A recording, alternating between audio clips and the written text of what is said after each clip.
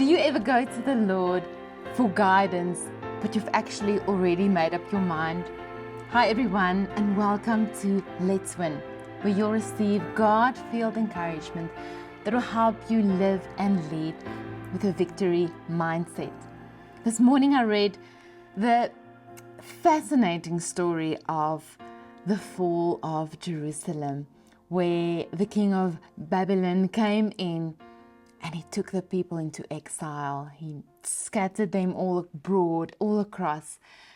Everything was destroyed. The temple was destroyed. The Judean king's sons were all killed. The king was taken captive. His eyes were gouged out. It was a terrible turn of events that had been prophesied so many years before because of the nation's disobedience. But the Lord allowed for a small group of people, of Israelites, to be left behind in this, in their nation, in their country. And it was the poorest of the poor. And what basically had happened, there was a governor, Gedaliah, that they were going to be governed by him and led by him, but he was assassinated. And they feared, the small remnant of people feared, because they feared that the Babylonians would turn against them and retaliate against them, and they would be killed at the hand of Babylon. So fear took root, and they decided to flee from there where they were actually permitted to stay behind. And you can actually read the story in Jeremiah from about chapter 38 to 42. So fascinating. So on their way, they've now decided they are on their way set to Egypt. They're going to flee. It will be safe there. They stopped by at the prophet Jeremiah, who'd also been allowed to stay behind in the country. And they asked Jeremiah to inquire God's guidance, promising to obey whatever he says. But when God tells them to stay in Judah and to trust for his protection, they didn't believe him. They didn't believe that Jeremiah was actually telling the truth. They believed that he was lying to them, and they chose to disobey God and continue on in their journey to Egypt. And if you look back in retrospect, it doesn't make sense why the Israelites would disobey, why they would choose to not listen to God's goodness. And God promised them that he would establish them. He says, if you will remain in this land, I will build you up, I will plant you, I will establish you. He says, I will show you mercy and loving kindness. He says, do not be afraid of this Babylonian king, for he is a mere man. But I am the all-wise, all-powerful, and ever-present God, and I will save you. He says, I will grant you mercy, and I will permit you to remain in your own land. And then he says, if you disobey me, that which you fear will follow you into Egypt. The sword, the Babylonian sword that you fear, will follow you into Egypt. The famine you fear will follow you into Egypt. And that's exactly what happened. They said, no, this is not true. This is not what God's saying. We will go our own way.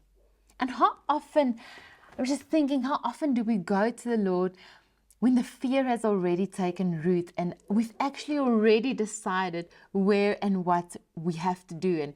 And we go to the Lord as an afterthought. We go to the Lord as, perhaps you will affirm my fear. Perhaps you will affirm this decision that I've actually already made in my heart. And we just go with it, and destruction follows, or bad things follow. But the Lord has actually said, trust me.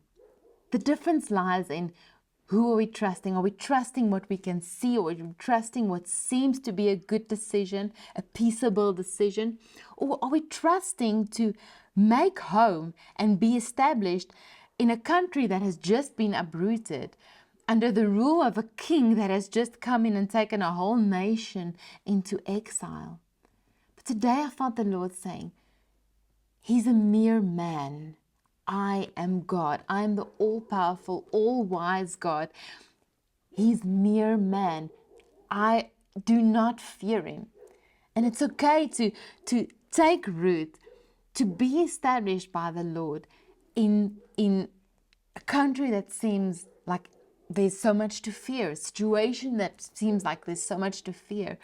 I mean, many of us are facing situations because of a man. We're facing difficult situations because of one man. But the Lord says he is a mere man.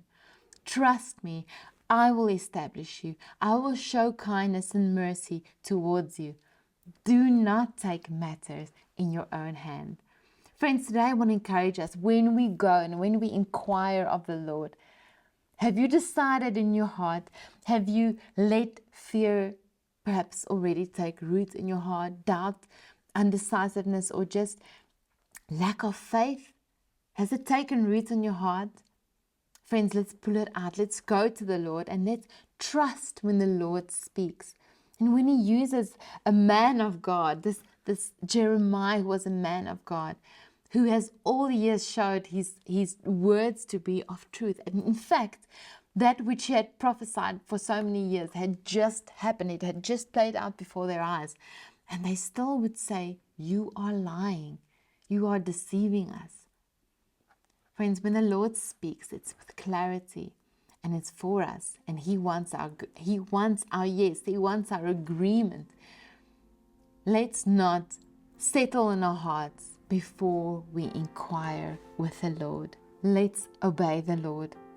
Don't come with a heart already set on fear of man, but come with a heart set on the fear of God.